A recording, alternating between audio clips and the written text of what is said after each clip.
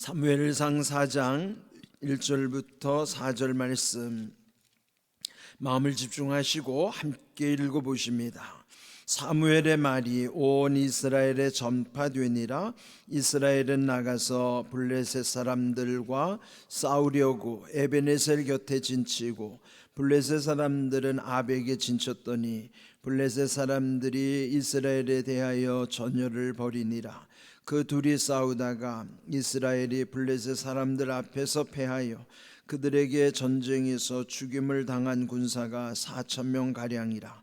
백성이 진영으로 돌아오매 이스라엘 장로들이 이르되 여호와께서 어찌하여 우리에게 오늘 블레셋 사람들 앞에 패하게 하셨는고 여호와의 언약궤를 실로에서 우리에게로 가져다가 우리 중에 있게 하여 그것으로 우리를 우리의 원수들의 손에서 구원하게 하자니. 이에 백성이 실로에 사람을 보내어 그룹 사이에 계신 만군의 여호와의 언약궤를 거기서 가져왔고 엘리의 두 아들 홈니와 비느하스는 하나님의 언약궤와 함께 거기에 있었더라. 아멘.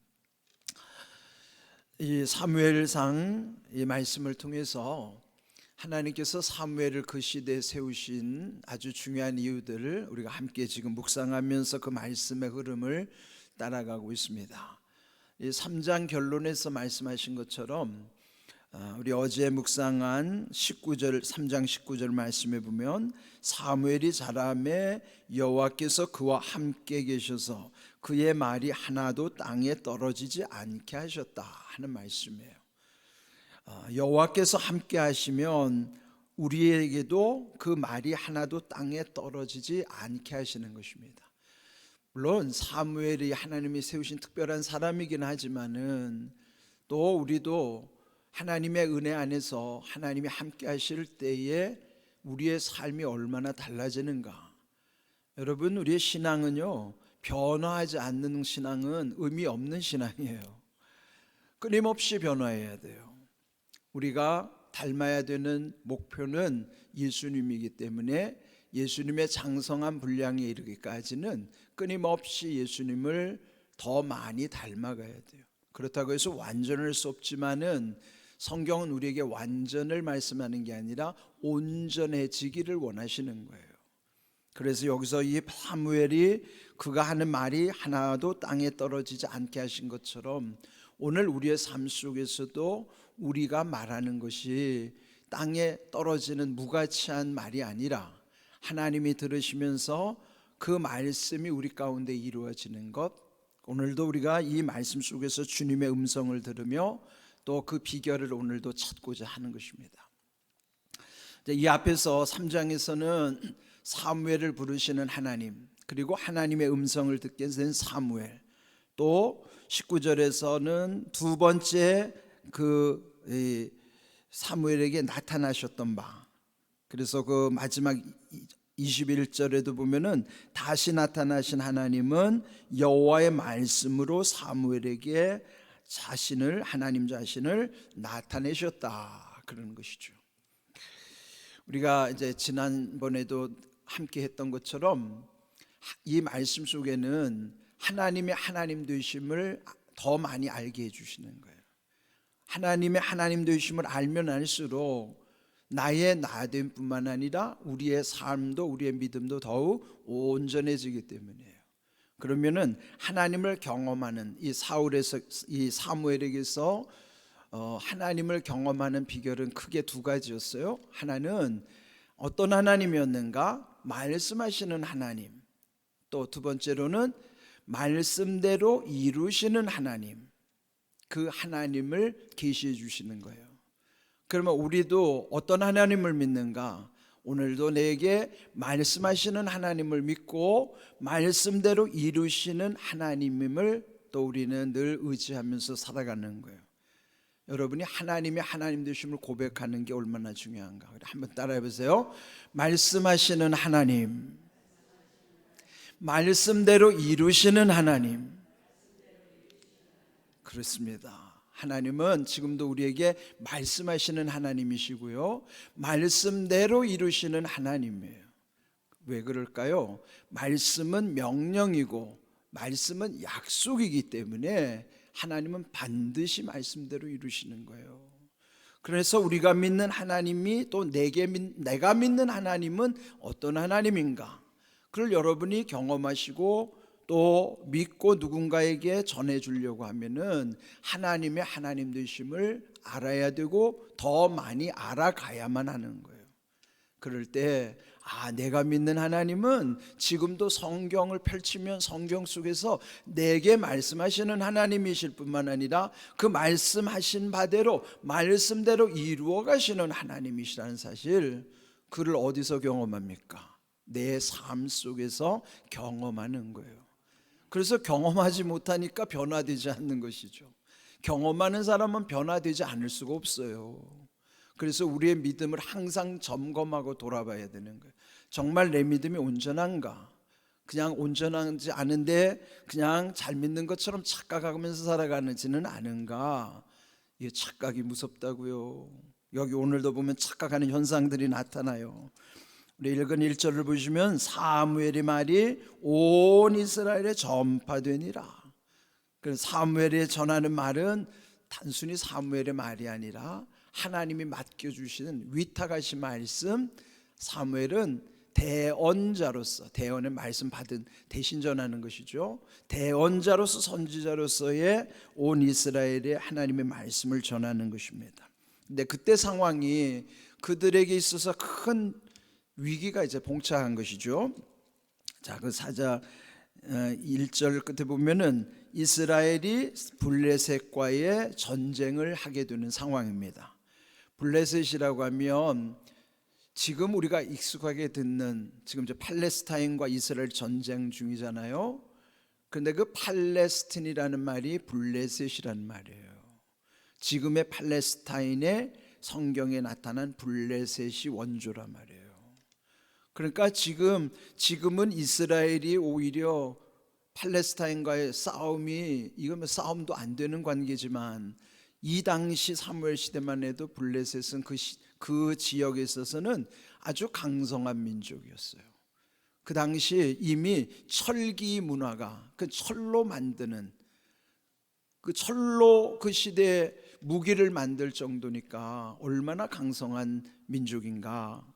그런데 그 블레셋 사람들과 싸움에 있어서 패배하게 되는 거예요. 2절을 보면은 그들이 싸우러 나갔다가 패하여 무려 4,000명의 군사가 죽임을 당했다. 전사자가 4,000명이나 생긴 거예요.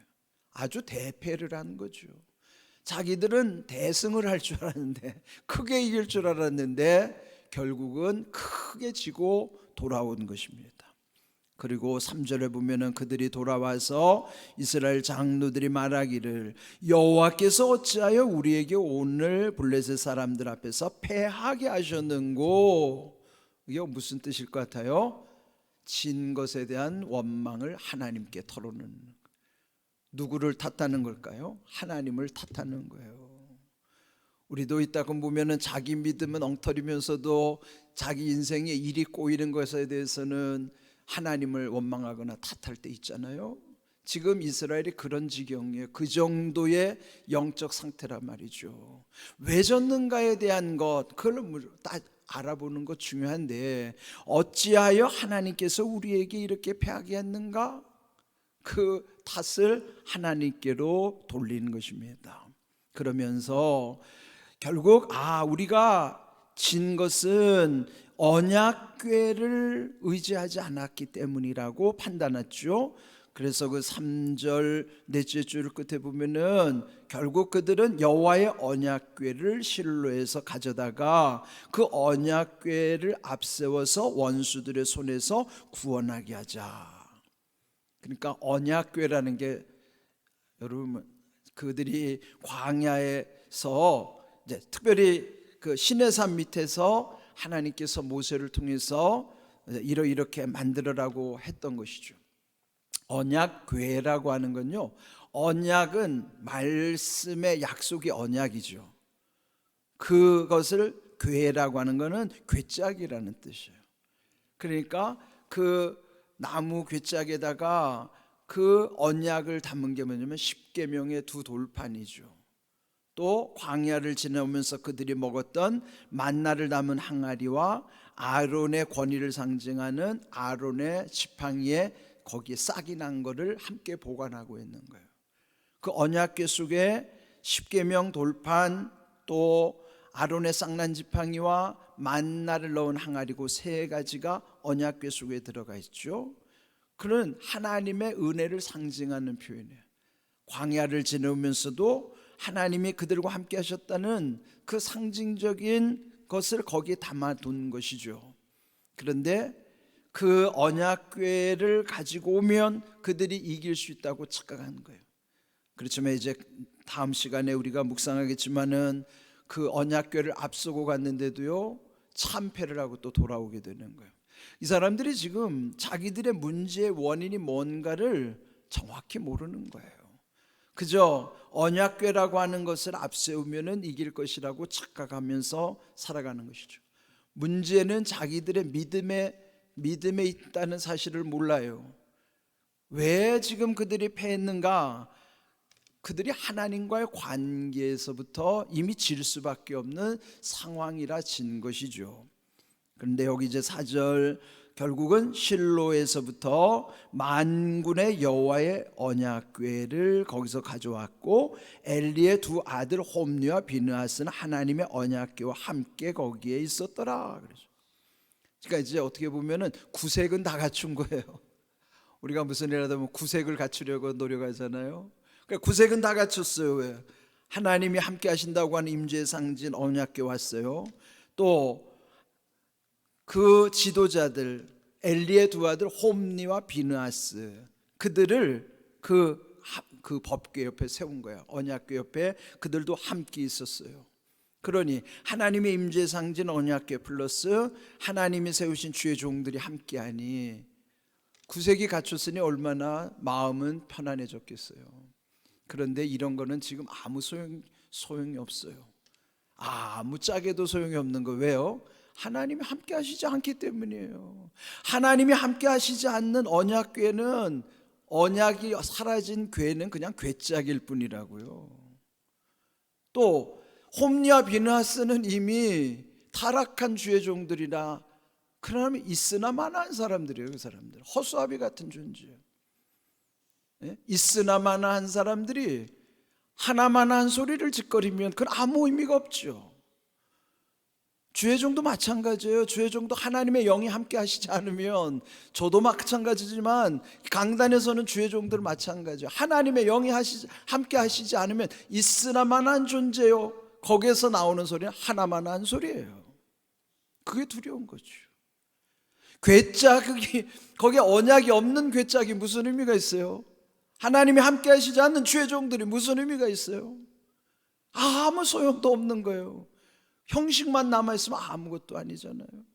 그러니까 우리의 믿음을 잘 돌아보면서 새겨야 되는 거예요. 그래서 저도 여기 설 때마다 항상 그 본질을 놓치지 않으려고, 하나님의 영이 함께 하시지 않은 나는 아무것도 아닌 것이다 말이에요. 우리도 모두가 마찬가지예요. 하나님이 함께 하시지 않는 기독교인이 무슨 의미가 있어요? 이따금 정치인들한테 속지 마세요. 그 사람이 무슨 교회 다니는 사람이 하나님이 함께 하지 않는 정치인, 그 사람은 기독교인이라 해도 그 사람 기독교인이 아닌 거예요. 그래서 그 사람들 표 받으려고 다니는 사람들 속으면 안 되죠. 잘 따져봐야 돼요. 나는 과연 있으나만한 존재가 아닌가? 있으나만한 존재가 하나만한 소리를 하고 다니지는 않는가? 그건 뭐예요? 내가 무익한 존재가 아닌가를 늘 돌아봐야 된다는 거죠. 하나님이 함께 하시지 않으면요 아무것도 아니에요. 교회를 아무리 번듯이 아름답게 지어놓고 화려하게 지어놨다고 해도 그곳에 하나님이 함께 하시지 않는 교회는 그건 교회가 아니죠. 가정도 마찬가지고 개인도 마찬가지고, 지금 이 언약궤와 홈리와 비느하스 하나님이 함께 하시지 않으니까 무용지물이에요. 아무짝에도 없는 물건이라 이 말이에요. 그래서 우리가 늘 하나님을 두려워하고 신앙의 본질을 놓치지 않아야 그곳에 성령이 함께 하시면 성령의 하나님의 은혜 가운데서 우리의 모든 길을 온전하게 하시는 거예요. 그 비결이 뭘까요? 하나님하고 친하면 돼요. 하나님하고 친한 비결을 한번 알려드릴게요. 시편 25편 14절 말씀 함께 읽어봅니다. 여호와의 친밀하심이 그를 경외하는 자들에게 있으며 그의 언약을 그들에게 보이시리로다. 아멘. 친밀함이 뭐예요? 가장 가까운 사이가 친밀하다고 하는 거예요. 여러분, 사람하고 가까이 지내는 거 좋아요. 그러나 아무리 친하다고 하더라도요, 서로를 알기는 어렵습니다.